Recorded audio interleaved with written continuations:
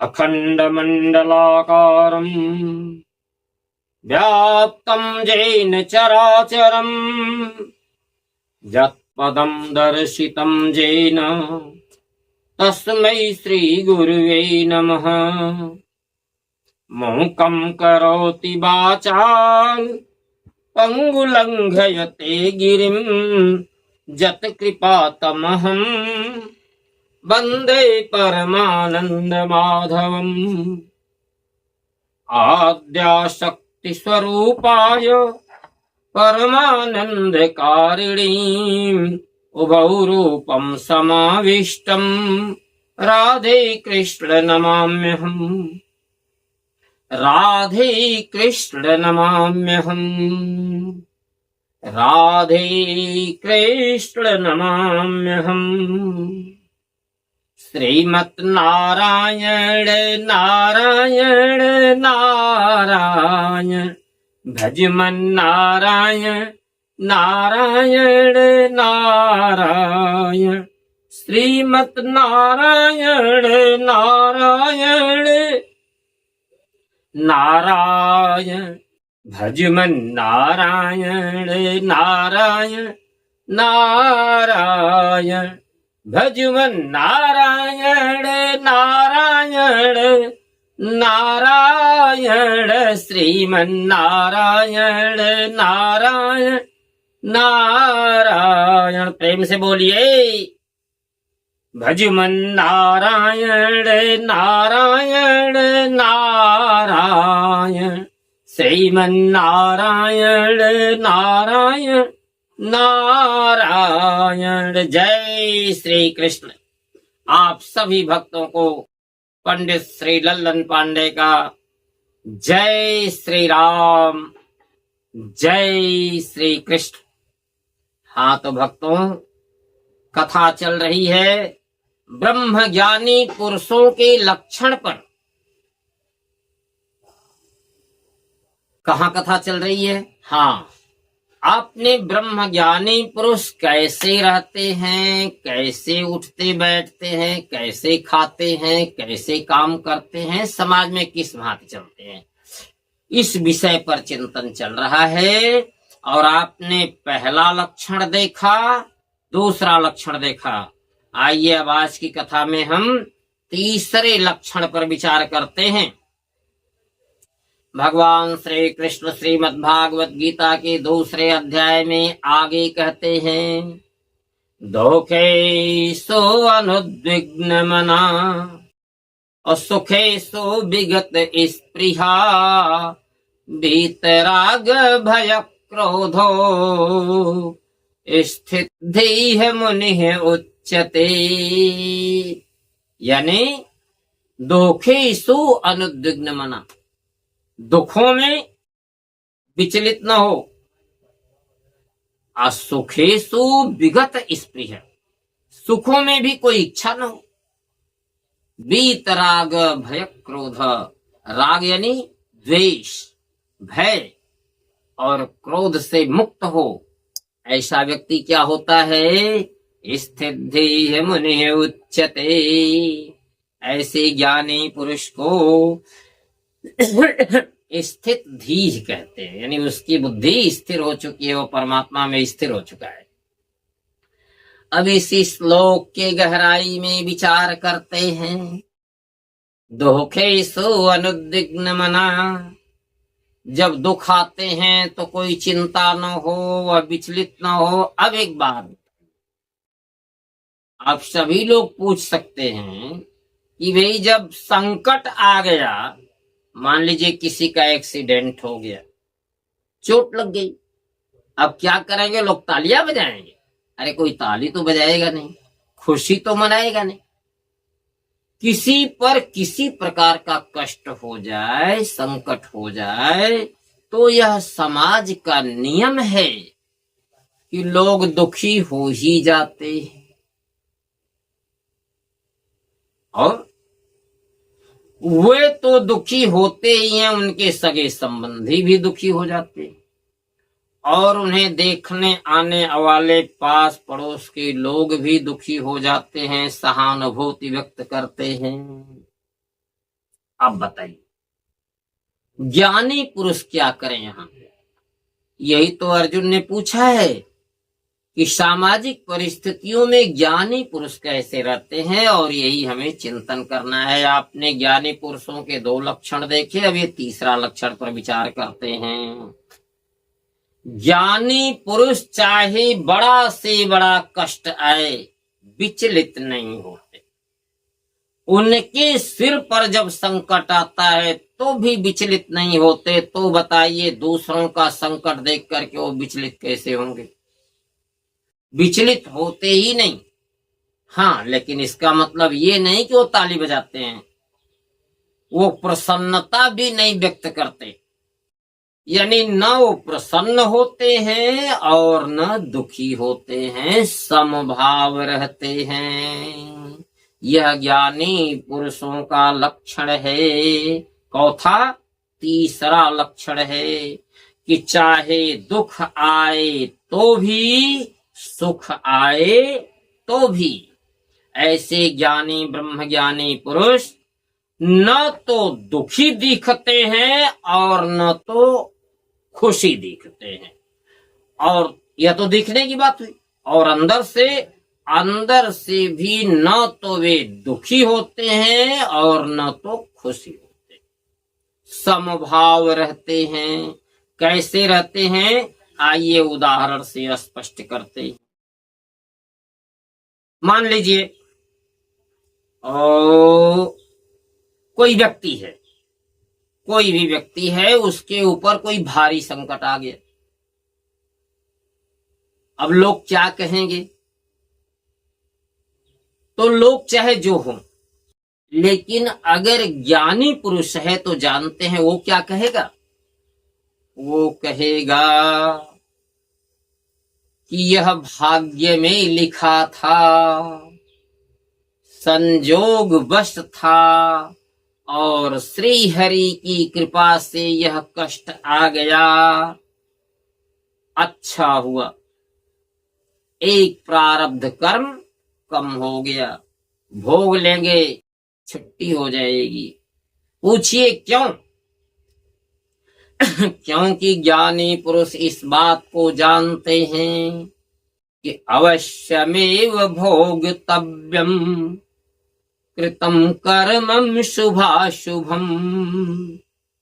है मित्रों, पिछली कथा में हमने बताया था कि मनुष्य को दुख और सुख, भला या बुरा जो भी प्राप्त होता है, वह उसके अपने ही किए हुए कर्मों का फल होता है। यही उसकी भाग्य होती है। इसे हम अगली कथाओं में स्पष्ट करेंगे जब हम भाग्य और कर्म पर विचार करेंगे। आज संक्षेप में इतना जान लीजिए कि आपका भाग्य क्या है।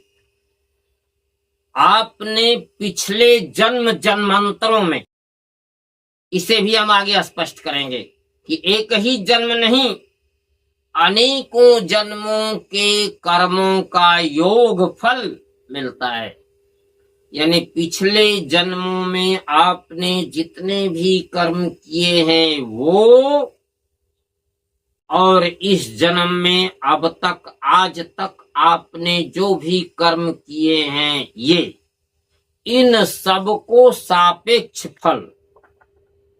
अब ये निकलता किसे है? हमारे परमेश्वर के पास बहुत बड़ा कंप्यूटर है जो पूरा एकदम सबका कैलकुलेट करता है, और सारे कर्मों का जो सापेक्ष फल है वही आपका वर्तमान समय का भाग्य। अब यहां से चलते हैं, बात संक्षेप में हमने बता दिया और इस पर विस्तार से फिर चर्चा करेंगे अगली कथाओं में। तो जो ज्ञानी पुरुष हैं वह जानते हैं कि जो भी हमें कष्ट आया है, जो भी हमें संकट आया है, यह हमारे ही किए हुए अच्छे बुरे कर्मों का सापेक्ष फल है और इसे हमें भोगना ही है। यदि किसी कारण से आज टल गया तो यह शेष रह जाएगा और इसे भोगने के लिए पुनर्जन्म होगा। पुनर्जन्म का सिद्धांत हमने पिछली कथाओं में बता दिया है। अब यहाँ एक बात है कि कर्म टलता कैसे है। कभी कभी ऐसा होता है कि किसी कारणवश कर्म जिसे आज भोगना है वह टल गया, तो जब टल गया तो बाद में भोगना पड़ता है। अब कर्म कैसे टलता है यह हम अगली कथाओं में बताएंगे। आज यहाँ यही जान लीजिए, संक्षेप में आगे बढ़ते हैं। यानी ज्ञानी पुरुष यह जानते हैं कि जो हमारे कर्म का फल है उसे हमें भोगना है। यदि टल जाएगा तो फिर भोगना पड़ेगा, शेष रह जाएगा तो पुनर्जन्म होगा। इसलिए हे मेरे परमेश्वर, अच्छा हुआ जो यह संकट आ गया, और इसे भोग भाग के छुट्टी कर लेंगे तो फिर पुनर्जन्म लेना शेष नहीं पड़ेगा। जय श्री राम, जय जय श्री राम, श्री राम जय राम, जय जय राम। यानी भोगना तो है ही, चाहे रो करके भोगो चाहे गा करके भोगो। इसलिए श्री राम का नाम ले करके भोगो, थोड़ी मदद मिल जाएगी। हाँ, पूछो कैसे मदद किसे मिल जाएगी? देखो मित्रों, जब कर्मों का फल ही भोगना है तो हमने जितना कर्म किया उस कर्मों का सापेक्ष फल संकट था वो आ गया, भोगना तो है ही। तो थोड़ा श्री राम का नाम ले लें। अगर रोएंगे गाएंगे हाय हाय करेंगे तो ये तो बुरा कर्म हो गया, और इसके फल स्वरूप पाप और बढ़ गए, साला और कष्ट बढ़ेगा। और अगर श्री राम जय जय राम प्रभु का नाम ले लिए तो सत्कर्म है, अरे इसका भी पुण्य फल होता है, अच्छा फल होता है, और यह नाम का फल प्रभु में जुड़ जाता है। आप कहते हैं कि प्रभु आप तो ज्ञानी पुरुषों की बात करते हैं, और ज्ञानी पुरुष निष्काम होते हैं, बात तो सही है। ज्ञानी पुरुष राम का नाम निष्काम भाव से लेते हैं, लेकिन मेरे साथियों, घी का लड्डू चाहे टेढ़े बनाओ चाहे सीधे बनाओ, अरे लड्डू तो लड्डू होता है। राम का नाम चाहे सकाम लो और चाहे निष्काम हो, राम का नाम होता है। प्रेम से बोलिए वृंदावन बिहारी लाल की जय। तो मेरे साथियों देखिए, जो ज्ञानी पुरुष हैं, अब भाई सामान्य पुरुष कैसे भोगते हैं संकट आने पर, ये तो आप सबको पता है और रोज हम देखते हैं, क्योंकि कष्ट आना कोई नई बात नहीं है। समाज में, गांव में, पड़ोस में, इस गांव में, उस गांव में हमेशा अनेक प्रकार के संकट अनेक लोगों पर आते रहते हैं, और लोग कैसे भोगते हैं यह बताने की जरूरत नहीं, आप आए दिन देखते रहते हैं। अब हम बता रहे हैं कि ज्ञानी या ब्रह्म ज्ञानी पुरुषों के ऊपर जब संकट आते हैं तो वे कैसे भोगते हैं। देखिए, ज्ञानी पुरुषों को ये पता है कि जो भी संकट आया है इसे टाला नहीं जा सकता, और आज नहीं तो कल आना ही था। हे मेरे प्रभु, हे मेरे गोविंद, अच्छा हो गया जो आज ही आ गया, और भोग भाग के छुट्टी कर लेंगे, काम खत्म हो जाएगा। इसलिए ज्ञानी पुरुष संकट के आने पर खुश होते हैं। पर आप कहेंगे प्रभु जब खुश होते हैं तो कराह क्यों रहे हैं? अरे एक्सीडेंट हो गया है, पांव टूट गया है, दर्द हो रही है, तो क्या करेंगे? कराना तो पड़ेगा ही। जब एक्सीडेंट हुई, पांव टूट गया, नट बोल्ट लगा के ऑपरेशन हुआ है, वहां दर्द हो रही है, अरे तो कोई भी व्यक्ति है, स्वभाव ही है। और हमने बताया था क्या कि शरीर अपना काम करती है, इंद्रियां अपना काम करती है, मन अपना काम करता है। चोट कहाँ लगी है? शरीर में। चोट कहाँ लगी है? शरीर में। पांव में चोट लगी है, पांव टूटा है, नट बोल्ट से कस के ऑपरेशन हुआ है। अब क्या हुआ? दर्द हो रही है, कहाँ? हड्डियों में। तो पीड़ा किसे हो रही है? शरीर को। दुख किसे हो रहा है? मन को। कराह कौन रही है? शरीर। आत्मा का इससे क्या लेना देना? शरीर को चोट लगी, शरीर कराह रही है, पर आत्मा जो है निर्विकार है। श्रीमद् भागवत गीता के 2 अध्याय में भगवान कृष्ण कहते हैं, अव्यक्तोयम अचिंत्योयम अविकार्योयम उच्यते। यानी यह आत्मा निर्विकार है। इस शरीर में कैसे है? निर्विकार है। यह आत्मा न तो दुखों से लिप्त है, न सुखों से लिप्त है, न बंधन से में लिप्त है। यह तो बिल्कुल निर्लेप है। यानी अचिंत्योयम, यह अचिंत है। समय यह जो है अव्यक्त है, किसी को दिखलाई नहीं देती, अविकार्य है। इसलिए आत्मा की चिंता छोड़ो मित्रों। जो दुख होता है, सुख होता है, यह शरीर को होता है। लेकिन कभी कभी मूर्खता बस, जब अज्ञान बस जीवात्मा अपने को शरीर मान लेती है और मन के बस में हो जाती है, तब वह नरकगामी होती है और अपने किए हुए कर्मों का फल भोगती है। इस पर हम आगे चर्चा करेंगे दूसरी कथाओं में। अब आज प्रसंग बस आगे बढ़ते हैं इसे बताकर कि तो मित्रों, ज्ञानी पुरुषों को जब कष्ट होता है, चोट लगती है, संकट आते हैं, तो वह एक तरीके से आत्मा में प्रसन्न होते हैं। पर कराहते क्यों है? इसलिए कि शरीर को दर्द होती है, और कराहती है आत्मा नहीं, कराहती है शरीर। थोड़ा खराब हो गया, थोड़ा सड़ता है, पकता है, बहता है, तो मांस खराब होती है शरीर का, क्योंकि आत्मा में तो कोई चोट लग ही नहीं सकती। आत्मा तो अदृश्य है। इसलिए शरीर को चोट लगी, शरीर को दर्द हुआ, शरीर ने कराहा। अब देखिए, इसको एक उदाहरण से समझते हैं।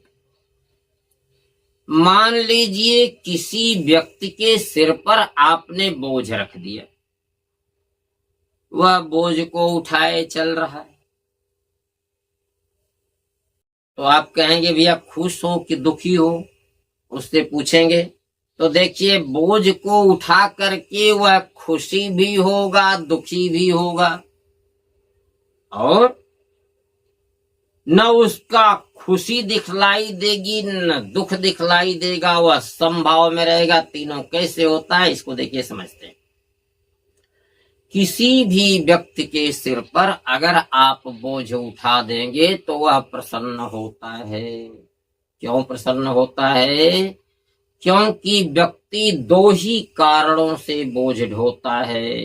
पहला तो यह कि वह उसका काम हो, तो वह खुश हो गया कि बोझ ढेरने का आज काम मिल गया, मुझे दिन भर काम करेंगे, दोपहर तक काम करेंगे, तो काम पूरा होने पर मुझे मजदूरी मिलेगी। तो किसी कर्मचारी को जब काम मिल गया तो उसे काम मिलने की और काम पूरा होने पर मजदूरी मिलने की खुशी होती है। और दूसरा कारण क्या होता है? यदि किसी व्यक्ति को मुफ्त में आप दे दें कोई सामान और उसके सिर पर उठा दे कि भैया इसे ले जाओ, तब भी वह खुश होता है कि चलो बेहर्रे फिक्री का इतना सामान फोकट का मिल गया, इसे घर ले चलें। तो मेरे साथियों, अगर किसी मजदूर को, किसी कर्मचारी को काम मिल गया तब भी वह बोझ ढोकर खुशी होता है, और यदि फ्री में मिल गया तब भी बोझ ढोकर खुशी होता है। पर तालियां नहीं बजाता। क्यों? और तालियां बजाने की सामर्थ्य नहीं, सिर पर तो बोझा रखा हुआ है। अब वो दोनों हाथों से अपना बोझ संभालेगा कि ताली बजाएगा? तो इसलिए वह तालियां तो बजा ही नहीं पाता। तो तालियां बजाएगा कैसे? वो तो बोझा संभाल रहा है। अब पूछिए वह गा क्यों नहीं रहा है? अरे सिर पर जब बोझा रखा हुआ है तो खुदे गर्दन चपड़ी हुई है, अब वह गाएगा क्या? हाँ, खुशी कहाँ है? उसके अंतर मन में है। मजदूर को काम मिलने की खुशी है और मजदूरी मिलने की उम्मीद है, इसलिए खुशी है। और फोकट में मिल गया तो फ्री में सामान मिलने की खुशी है। यानी दोनों हिसाब से उसको खुशी है, पर दिखती इसलिए नहीं। आपने ये भी जान लिया। अब देखिए भाई, उसको दुख भी है। दुख किस बात का है? अरे सिर पर बोझा रखा हुआ है, शरीर जकड़ी हुई है, बेचारे से चल ही नहीं जा रहा है, तो दुख होगा ही। जब किसी को बोझा ढोना पड़ेगा तो दुख तो होगा ही, पर वह चिल्ला के कहेगा नहीं कि दुख में हो रहा है, क्योंकि वह काम के लिए गया है। अब काम मिल गया तो कहेगा भैया दुख है, तो फिर काम छोड़ के जाओ, इसलिए तो कहेगा नहीं। अब उसका देखो साथियों, न तो खुशी दिखती है, खुशी इसलिए नहीं दिखती कि हाथ फंसा हुआ है, मुंह से बोलने की ताकत नहीं है, चकड़ रहा है। और दुख इसलिए नहीं देखता कि दुख है कहाँ, भी उसको तो दुख वही है जब तक बोझा है सिर पर, तब तक दुख है, जब बोझा उतार दिया तो दुख खत्म। तो देखिए, दुख हुआ और सुख हुआ। वह व्यक्ति सामान्य ढंग से एक खांची बोझा उठाया, बोझा को उतार दिया, फिर आया, फिर बोझा उठाया, फिर ले गए। वो आया और जा रहा है, अपना काम करा, पूरे दिन काम किया और कल फिर काम करेगा। इसका मतलब कि वह सामान्य दिख रहा है। ठीक इसी तरह से जो ब्रह्म ज्ञानी पुरुष हैं, ज्ञानी पुरुष हैं, जब उनके ऊपर संकट आता है तो संकट आया, उसे भोग लेंगे। एक संकट पाप, एक प्रारब्ध कम हो जाएगा भोगने वाला, इस बात की खुशी है आत्मा में। पर दुख किस बात का है? दुख इस बात का है कि शरीर को पीड़ा हो रही है, कष्ट हो रहा है, शरीर करा रही है। अब दिख क्या नहीं रहा है? न अंदर की खुशी दिख रही है और न बाहर का दुख दिख रहा है, वह बिल्कुल सामान्य से दिख रहे हैं। आप कहेंगे फोड़ा सड़ रहा है, अरे फोड़ा सड़ता ही नहीं, क्योंकि भगवान के भक्तों का कभी अमंगल हुआ ही नहीं।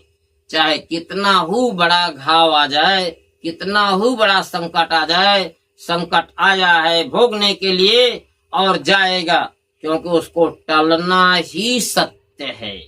जो प्रभु की शरण में होते हैं उनका अमंगल हो ही नहीं सकता। तो मेरे साथियों, जिस तरह से जलती हुई प्रज्वलित अग्नि में चाहे कुछ भी डाल दो जलकर भस्म हो जाएगा, सूरज की कड़कती हुई धूप में चाहे जो कुछ भी डाल दो वह सूख जाएगा, सारी नमी समाप्त हो जाएगी। इसीलिए मेरे परमेश्वर की भक्ति रूपी अग्नि में चाहे जितने पाप आ जाएं सब जलकर भस्म हो जाते हैं।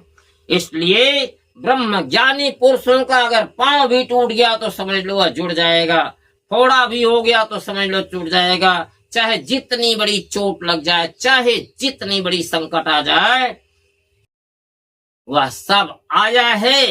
क्यों आया है? जाने के लिए आया है, क्योंकि जब तक आएगा नहीं और तब तक जाएगा कैसे? भोगना तो जरूर है, क्योंकि कर्म का सिद्धांत है, और भोगेगा कैसे? जब तक आएगा नहीं तो भोगेगा कैसे? इसलिए कर्म आया है, चाहे जितना बड़ा संकट आया है, तय जानो कि उसे जाना है। इसलिए ब्रह्मज्ञानी पुरुष खुश रहते हैं कि आया है चला जाएगा। जब सारे संकट समाप्त हो जाएंगे तो हम जीवन और मृत्यु के बंधन से मुक्त हो जाएंगे। प्रेम से बोलिए वृंदावन बिहारी लाल की जय। तो मेरे प्यारे साथियों, यह है तीसरा सिद्धांत कि भगवान के ज्ञानी भक्त, ज्ञानी पुरुष, चाहे दुख आवे और चाहे सुख आवे, वह खुशी भी होते हैं। और दुखी तो खुशी किस बात की कि भोग लेंगे, और दुख भी नहीं है। दुख थोड़ा सा इसलिए कि शरीर को होता है, लेकिन न उनका दुख दिखता है और न उनका सुख दिखता है। वह विशेष रूप से न तो खुश होते हैं और न तो दुखी होते हैं, क्योंकि जानते हैं कि इसे आना था, आया, जाना है, जाए। इसलिए भगवान के भक्त ज्ञानी ब्रह्म ज्ञानी पुरुष दुख में भी और सुख में भी समभाव रहते हैं, समभाव दिखते हैं।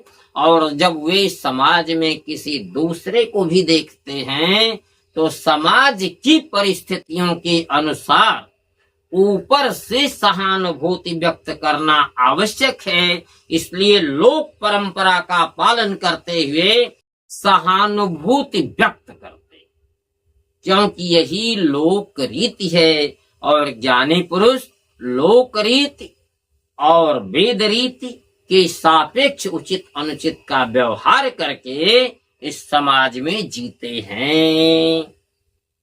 वास्तव में चाहे दुख हो तो भी दुखेषु अनुद्विग्न मना, यानी दुखों में उनका मन विचलित नहीं होता। सुखेषु विगत स्पृहा, सुख मिले तो भी उन्हें कोई विशेष इच्छा नहीं होती। यानी दुख हो या सुख हो वह समभाव रहते हैं। प्रेम से बोलिए वृंदावन बिहारी लाल की जय। अब मेरे प्यारे साथियों, यह तीसरा लक्षण हो गया। चौथे लक्षण पर विचार करते हैं। बीतराग भय क्रोधो स्थितिः मुनिः उच्यते, यानी भगवान के भक्त ज्ञानी पुरुष बीतराग माने और राग भय और क्रोध से मुक्त होते हैं। आप यह जान लीजिए कि ज्ञानी पुरुषों को राग का अर्थ है द्वेष, ईर्ष्या, उनको किसी से ईर्ष्या और द्वेष तो होता ही। और भय भी किसी से नहीं होता। अरे उन्हें तो जमराज से और मृत्यु से भी भय नहीं है, किसी व्यक्ति से क्या भय होगा, क्योंकि वह जानते हैं कि बिनु हरि इच्छा पत्ता तक नहीं हिलता। और जो भगवान के भक्त हैं उनका कोई कुछ बिगाड़ भी नहीं सकता। तो इसलिए परिस्थितियां आती हैं, बनती हैं, बिगड़ती हैं, चली जाती हैं। इसलिए भगवान के ज्ञानी भक्तों को, ज्ञानी पुरुषों को किसी से किसी भी परिस्थिति से भय कभी होता नहीं, द्वेष किसी से करते नहीं। हाँ, क्रोध कभी कभी आती है। कब आती है, लीजिए एक उदाहरण से स्पष्ट कर देते हैं। भगवान के भक्त देवर्षि नारद जी एक बार कहीं जा रहे थे, बात संक्षेप में करके जल्दी से पूरा करते हैं। देवर्षि नारद जी कहीं जा रहे थे हिमालय की घाटियों से, और यक्षराज कुबेर के दो पुत्र हैं, जुड़वा पुत्र थे, नलकुबर और मणिग्रीव। दोनों धन के भी, धन तो था ही, कुबेर के पुत्र थे रूप भी था, बल भी था।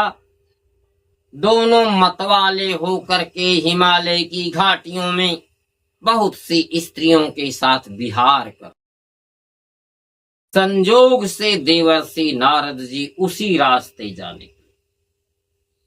देवर्षि जी को देखते ही सारी स्त्रियां लज्जा से तुरंत छुप गईं और जल्दी से अपने वस्त्रों को पहन लिया। किंतु ये दोनों जो कुबेर के उदंड पुरुष हैं, पुत्र हैं, ये ज्यों के त्यों खड़े रह गए। इनको ये समझ नहीं आया कि कोई साधु इस रास्ते आ गया। अरे लोग सामान्य लोगों से भी लज्जा करते, और वह निर्लज्ज और निर्वस्त्र खड़े होकर हंसते रहे। इस पर देवर्षि नारद जी ने कहा कि उदंड कुबेर के पुत्रों, तुम धन और मद में मतवाले हो रहे हो, रूप के ऐश्वर्य के मद में तुम चूर चूर हो रहे हो, और तुम्हें ये भी पता नहीं कि मर्यादा क्या होती है। इस रास्ते कोई साधु जा रहा है और तुम यूं उदंड की भांति हंस रहे हो, वृक्षों की भांति खड़े हो, इसलिए तुम दंड के पात्र हो। मैं तुम्हें श्राप देता हूं, तुम वृक्षों की भांति अचल खड़े रहे, इसलिए जा वृक्ष हो जा। तो जब इन दोनों जैसे जहां खड़े थे वृक्ष बनने लगे, जब इनके शरीर में परिवर्तन आने लगा, तो ये झटपट भगवान के पैरों पर गिर पड़े। भगवान ने कहा ठीक है, अब तुम जाओ और वृंदावन में जाकर के वृक्ष बनो। जब द्वापर युग में भगवान कृष्ण का अवतार होगा तब उनके स्पर्श से तुम्हारा पाप समाप्त होगा, तब तुम्हारा उद्धार होगा। तो मेरे प्यारे साथियों, ब्रह्म ज्ञानी पुरुषों को भी गुस्सा आती है, लेकिन कब आती है? जब कोई उनका अपराध करता है, उनको अनावश्यक चिढ़ाता है, अपमान करता है, उपहास करता है, गुस्सा तो आएगी। तो अकारण नहीं आती, कारण बस आती है। और गुस्सा पर भी उनका नियंत्रण होता है। वह किसी को श्राप दें तो सोच समझ करके ही देते हैं, अपराध की अनुसार ही दंड देते हैं। और जिस तरह से सामान्य लोग क्रोध में जल भुन जाते हैं, इस तरह से ज्ञानी पुरुष क्रोध में जलते भुनते नहीं, क्योंकि उनका क्रोध भी उनके वश में होता है। तो इस तरीके से अतिशय रगड़ करे जो कोई, अनल प्रगट चंदन मह होई। चंदन जैसे शीतल ब्रह्म ज्ञानी को भी, ज्ञानी पुरुषों को भी, साधु पुरुषों को भी यदि आप एकदम अवज्ञा करेंगे, एकदम अनादर करेंगे, उपहास उड़ाएंगे तो गुस्सा आती, किंतु यह गुस्सा उनके बस में होती है। तो यह चौथा लक्षण है कि बीतराग भय क्रोधो स्थित देह मुनि उच्चते। यानी जो राग यानी द्वेष, भय और क्रोध से मुक्त हों, या यह भी उनके वश में हो, जिनका क्रोध भी उनके वश में हो, तो ऐसे व्यक्ति ब्रह्मज्ञानी कहलाते हैं। प्यारे भक्तों, ज्ञानी पुरुषों की, ब्रह्मज्ञानी पुरुषों की लक्षण अनंत हैं, जिसे वर्णन करना संभव नहीं। मैंने यहाँ संक्षिप्त में ये 4 लक्षण बताए, और इतना हमारे समाज में पहचान करने के लिए पर्याप्त है। अब ईश्वर चाहेंगे तो अगले दिन अगली विषय पर चर्चा होगी। तब तक के लिए आप सभी भक्तों को पंडित श्री लल्लन पांडे का जय श्री राम।